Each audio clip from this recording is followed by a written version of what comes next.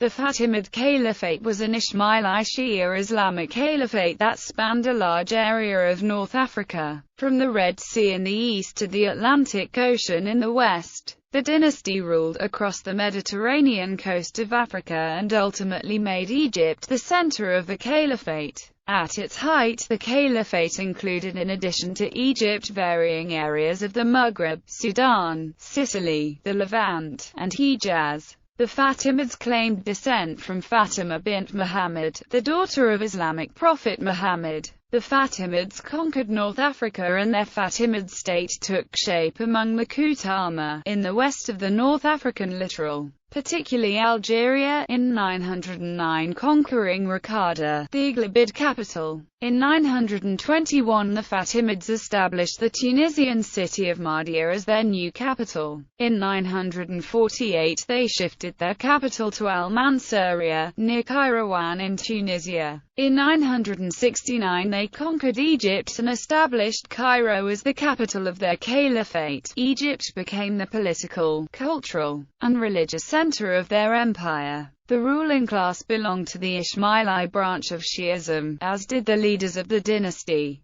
The existence of the caliphate marked the only time the descendants of Ali through Fatima were united to any degree, and the name Fatimid refers to Fatima. The different term Fatimite is sometimes used to refer to the caliphate's subjects. After the initial conquests, the caliphate often allowed a degree of religious tolerance towards non-Ismaili sects of Islam, as well as to Jews, Maltese Christians, and Egyptian Coptic Christians. The Fatimid Caliphate was also distinguished by the central role Berbers in its initial establishment and in helping its development, especially on the military and political levels. During the late 11th and 12th centuries the Fatimid Caliphate declined rapidly, and in 1171 Salah ad-Din invaded their territory. He founded the Ayyubid dynasty and incorporated the Fatimid state into the Abbasid Caliphate. The Fatimid regime lasted until the late 12th century, though its leaders made little headway in persuading the Egyptian population. Rise of the Fatimids.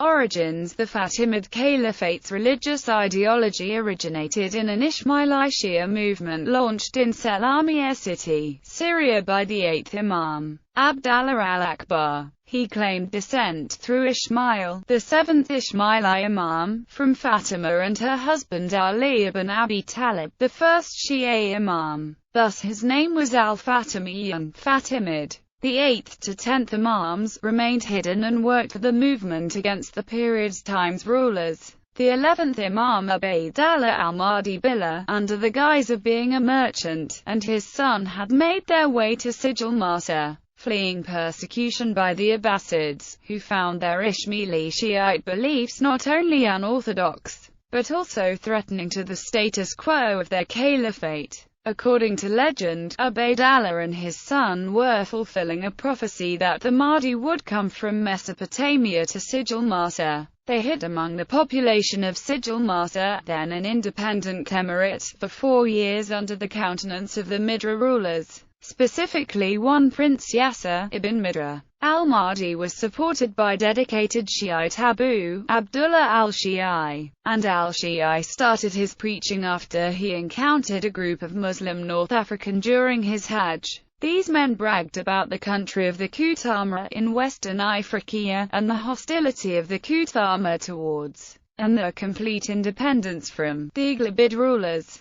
This triggered al-Shi'i to travel to the region, where he started to preach the Ismaili doctrine. The Berber peasants, who had been oppressed for decades by the corrupt Iglebid rule, would prove themselves to be a perfect basis for sedition. Instantly, al-Shi'i began conquering cities in the region. First Mila, then Satif Kairouan, and eventually Raqqada, the Iglebid capital. In 909 al-Shi'i sent a large expedition force to rescue the Mahdi, conquering the Khariji state of Tahurt on its way there. After gaining his freedom, Abdullah al-Mahdi Billah became the leader of the growing state and assumed the position of Imam and Caliph. The Fatimids existed during the Islamic Golden Age. The dynasty was founded in 909 by the 11th Imam Abdullah al-Mahdi Billah. For the first half of its existence, the empire's power rested primarily on its strength, as its army conquered northern Africa, Palestine, Syria, and for a short time, Baghdad. A new capital was established at al-Mahdiya. The Muslim Mahdiya was founded by the Fatimids under the Caliph Abdullah al-Mahdi in 921 and made Ifriqiya their capital city. It was chosen as the capital because of its proximity to the sea and the promontory on which an important military settlement had been since the time of the Phoenicians. Expansion. The Fatimid Caliphate grew to include Sicily and to stretch across North Africa from the Atlantic Ocean to Libya. Abdullah al-Mahdi's control soon extended over all of central Maghreb, an area consisting of the modern countries of Morocco, Algeria, Tunisia, and Libya, which he ruled from Mahdiya, in Tunisia. Newly built capital al-Mansouriya, or Manchuria, near Kairouan, Tunisia, was the capital of the Fatimid Caliphate during the rules of the Imams al-Mansur Billah and al-Mu'izz din Allah. The Fatimid general Jafar conquered Egypt in 969, and he built a new palace city there, near Fustat, which he also called al-Manchuria. Under al-Mu'izz din Allah, the Fatimids conquered the Ikhshidid Wilaya, founding a new capital at El-Qahira in 969. The name was a reference to the planet Mars, the subduer, which was prominent in the sky at the moment that city construction started.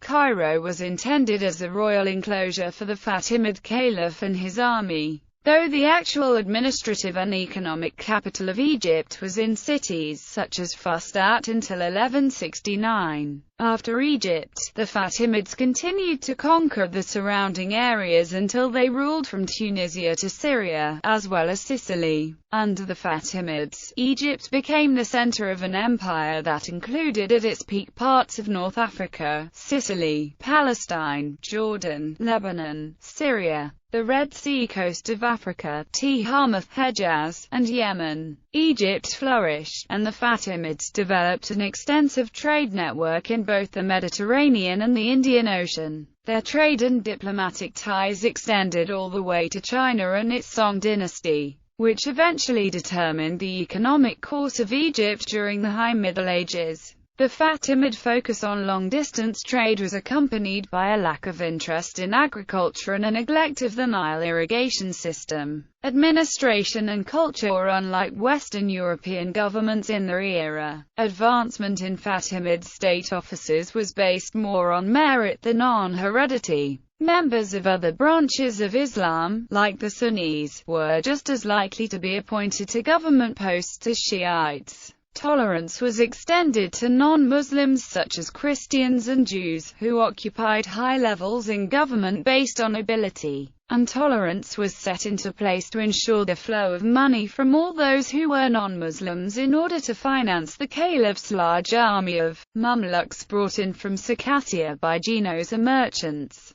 There were exceptions to this general attitude of tolerance, however, most notably by al-Hakim by Amr-Allah, though this has been highly debated, with al-Hakim's reputation among medieval Muslim historians conflated with his role in the Druze faith. The Fatimids were also known for their exquisite arts. A type of ceramic, lusterware, was prevalent during the Fatimid period. Glassware and metalworking was also popular. Many traces of Fatimid architecture exist in Cairo today. The most defining examples include the Al-Azhar University and the Al-Hakim Mosque. The Al-Azhar University was the first university in the East and perhaps the oldest in history. The madrasa is one of the relics of the Fatimid dynasty era of Egypt, descended from Fatima, daughter of Muhammad. Fatima was called Arizona Zara, and the madrasa was named in her honor. It was founded as a mosque by the Fatimid commander Jafar at the orders of the Caliph al-Mu'izz when he founded the city of Cairo.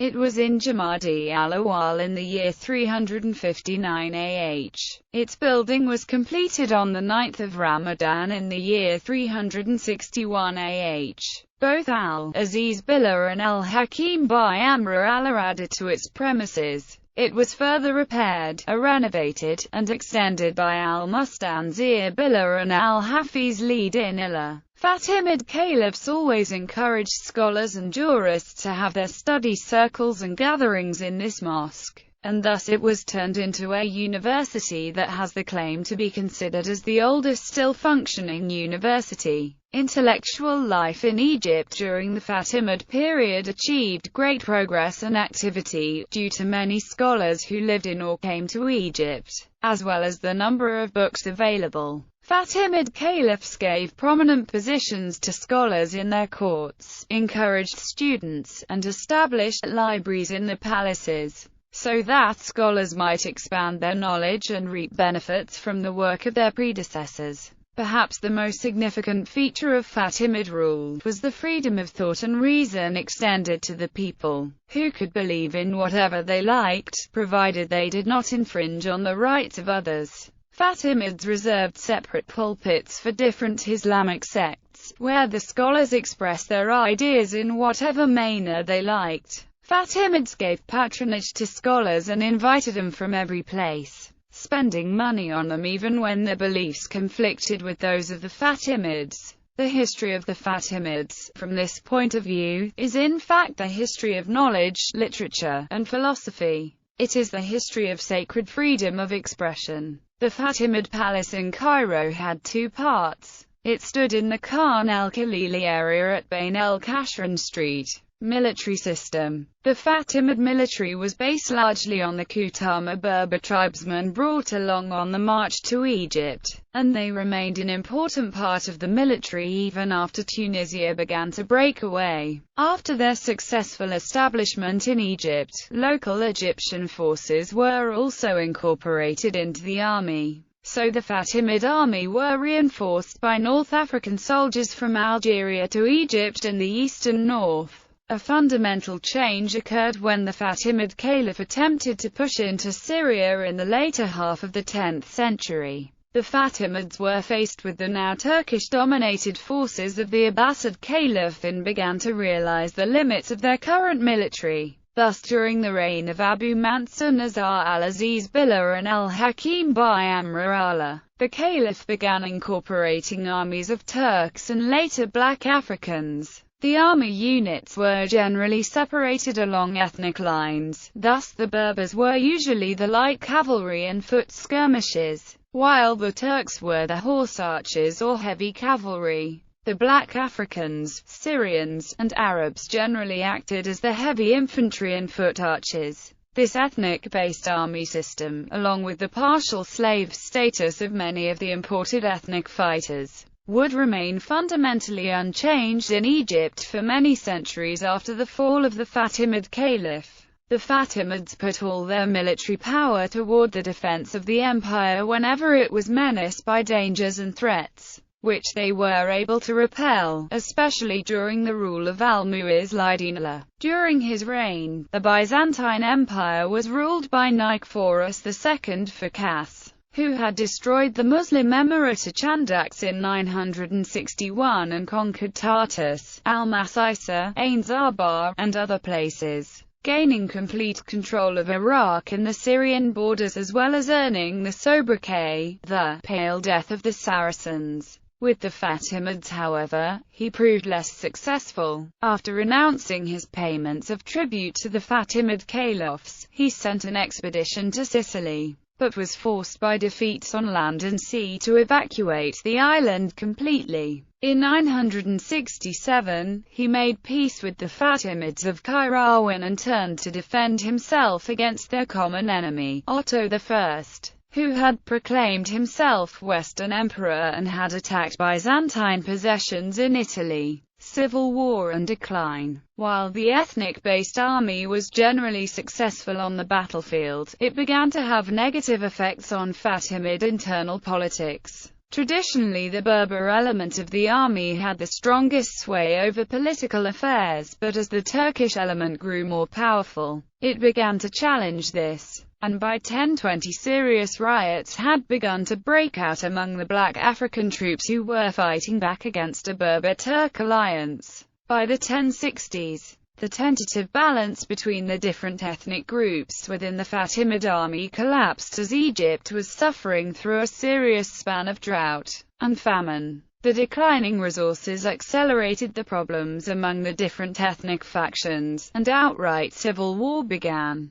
primarily between the Turks and black African troops, while the Berbers shifted alliance between the two sides. The Turkish forces of the Fatimid army seized most of Cairo and held the city and caliph at ransom, while the Berber troops and remaining Sudanese forces roamed the other parts of Egypt. By 1072 the Fatimid Caliph Abu Tahman Mahdi al-Mustanzir Billah, in a desperate attempt to save Egypt, recalled the general Badr al-Jamali, who was at the time the governor of Acre, Palestine. Badr al-Jamali led his troops into Egypt and was able to successfully suppress the different groups of the rebelling armies, largely purging the Turks in the process. Although the caliphate was saved from immediate destruction, the decade-long rebellion devastated Egypt and it was never able to regain much power. As a result, Badr al-Jamali was also made the vizier of the Fatimid Caliph, becoming one of the first military viziers that would dominate late Fatimid politics. Al-Jambak al-Juyushi, or Juyushi Mosque, was built by Badr al-Jamali. The mosque was completed in 478 1085 AD under the patronage of then Caliph and Imam Mahdi al-Mustanzir Billah. It was built on an end of the Mokattam Hills, ensuring a view of the Cairo city. This mosque, Mashhad, was also known as a victory monument commemorating Vizier Bad's restoration of order for the Imam Mustanzir. As the military viziers effectively became heads of state, the caliph himself was reduced to the role of a figurehead. Badr al-Jamali's son, Al-Afd al-Shahanshah, succeeded him in power as vizier. After the 18th Imam, al-Mustanzir Billah, the Nizari sect believed that his son Nizar was his successor, while another Ismaili branch known as the Mustali supported his other son, al-Mustali. The Fatimid dynasty continued with al-Mustali as both Imam and Caliph, and that joint position held until the 20th Imam, al-Emir by Obeidallah. At the death of Imam Emir, one branch of the Mustali faith claimed that he had transferred the imamate to his son at-Tayyib Abi al-Kashim, who was then 2 years old. Another faction claimed Emir died without producing an heir, and supported Emir's cousin al-Hafiz as both the rightful caliph and imam. The al-Hafiz faction became the Hafizi Ismailis, who later converted during the rule of Sultan Salah ad-Din Yusuf ibn Oba. The supporters of Tayyib became the Tayyibi Ismaili. Tayyib's claim to the imamate was endorsed by the Haratu el-Malika Awar al-Sulayhi, the Queen of Yemen. Amr was designated a Hujjar, the highest rank in the Yemeni Dawat, by al-Mustanzir in 1084 CE. Under Queen Awar, the Dai al-Balalamik ibn Malik and then Yahya ibn Lamik worked for the cause of the Fatimids. After seclusion of Imam Tayyib, Dai given independent charge by Queen Awar, and were called Dai al-Mutlaq. First Dai Mutlaq was Sayyidina Zoib, common Dai of all Tayyibians. Fatimid Caliphs. Abu Muhammad Abdullah al-Mahdi Billah, founder Fatimid dynasty. Abu al-Kashim Muhammad al-Qaim by Amr Allah. Abu Ahirishmi al-Mansur by LLAH. Abu Tahman Madd al-Mu'izz Allah. Egypt is conquered during his reign. Abu Mansur Nizar al-Aziz by LLAH. Abu Ali al-Mansur al-Akam by Amr Allah. Abu al-Hasan Ali al-Ahili Az-Din Allah. Abu Tahman Madd al-Mustanzir by LLAH. Al-Mustali by LLAH. Quarrels over his succession led to the Nizari split. Al-Emir by Arkam Ali. The Fatimid rulers of Egypt after him are not recognized as imams by Mustali, Tayyibi Ismailis. Abd al-Majid al-Hafiz. Al-Afir. Al-Fariz. Al-Adid. Burial place of Fatimid imams. There is the place known as Al-Mashhad al-Hussein. wherein lie buried underground 12 Fatimid Imams from 9th Taqi Muhammad to 20th Mansur al-Emir. This place is also known as Bab Khalifat al-Rasul, where sacred hair of Muhammad is preserved. Decay and fall. In the 1040s, the Berbers declared their independence from the Fatimids and their recognition of the Sunni Abbasid caliphs of Baghdad, which led the Fatimids to launch devastating Banu Hilal invasions. After about 1070, the Fatimid hold on the Levant coast and parts of Syria was challenged first by Turkic invasions, then the Crusades, so that Fatimid territory shrank until it consisted only of Egypt. The Fatimids gradually lost the Emirate of Sicily over 30 years to the Italo-Norman Roger I, who was in total control of the entire island by 1091. The reliance on the Iqta system also ate into Fatimid central authority, as more and more the military offices at the further ends of the empire became semi-independent and were often a source of problems. After the decay of the Fatimid political system in the 1160s, the Zenid ruler Nur ad-Din had his general, Shirkuh, seized Egypt from the Vizier Shawa in 1169. Shirkuh died 2 months after taking power, and the rule went to his nephew, Saladin. This began the Ayyubid Sultanate of Egypt and Syria. Fatimid Heritage. After Caliph al-Adid, the Fatimids were deposed from rule over Egypt by the Ayyubids. Note that a family currently inhabiting Morocco, Agadir, claim to be Fatimids, particularly the Arbati family originating from Fes. Many Tabi groups lay claim to the Fatimid legacy. The Tabi claim that their Darbak quotas are successors in authority to 21st Imam Tayyib Abi al-Kashim, the son of 20th Imam Mansur al-Emir by Kamala. The current Dai of Dawoodi Bohra community is Sayyidina Mufaddal Saifud, and Imam Nizar continued imamate as a next Imam after Imam Mustanzir Billah and started imamate series of Nizari Ismailis. Now as an Imam is Shah Karim al-Husseini Aga Khan IV as 49th Hazir Imam. The current claimant to be genealogical heir of the Nizari line is the Aga Khan.